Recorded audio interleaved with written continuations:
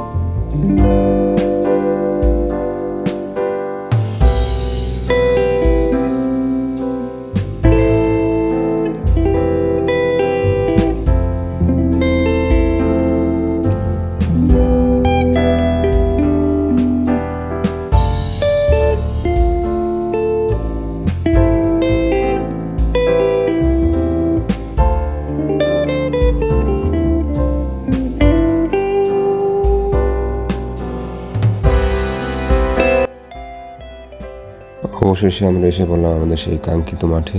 এখানে আমাদের একাডেমি খেলোয়াড়রা আগে থেকে উপস্থিত, কারণ তাদেরকে আমরা আগেই বাস যোগে পাঠিয়ে দেই। তো এখন আমাদের খেলা শুরু হওয়ার আগ মুহূর্ত, আমরা এখন একবার পিচ দেখব। আমরা আসলাম আমাদের ক্রিকেট পিচ দেখতে। এটি আসলে মূলত একটু গ্রাম সাইডের মাঠ, যেহেতু আমাদের উপজেলা শহর লেভেল থেকে একটু দূরে। তো আমাদের এই হচ্ছে মাঠ।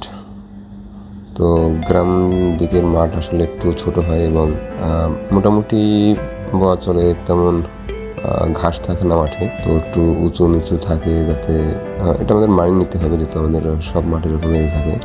তো এখন হচ্ছে টর্চ হবে।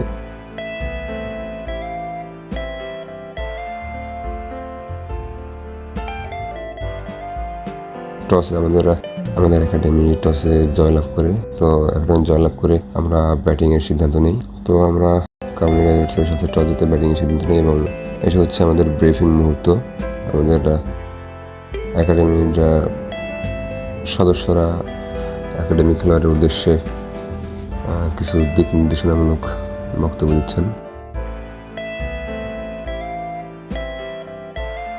একাডেমিতে অনেক প্রবীণ খেলোয়াড় রয়েছে যারা আগামীতে আমাদের একাডেমিকে সাপোর্ট করবেন এবং আমরা ব্যাটিং নামার মুহূর্ত দেখতে পাচ্ছি। দেখা যাক আমাদের ব্যাটাররা কত রান করতে পারে।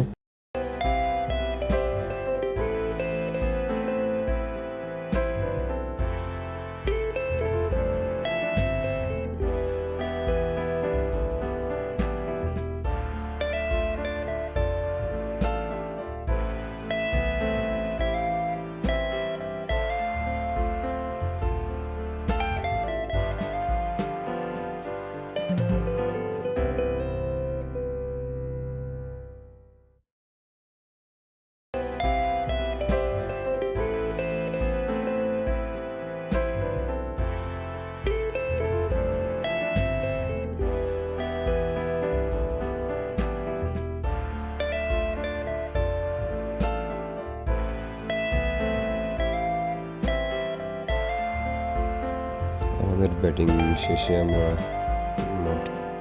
10 ওভার শেষে 130 রানের টার্গেট দেই কাউনি রাইডার্সকে।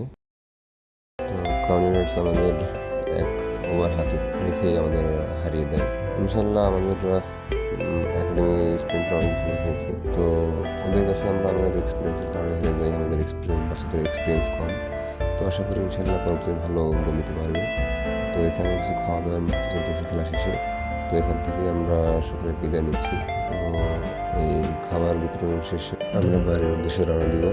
একটু পরে আমাদের বাস আসবে, আমরা বাসে করে আমরা বাড়িতে রওনা দিব। তো আমাদের ভিডিও আজকে পর্যন্ত। আসসালামু আলাইকুম।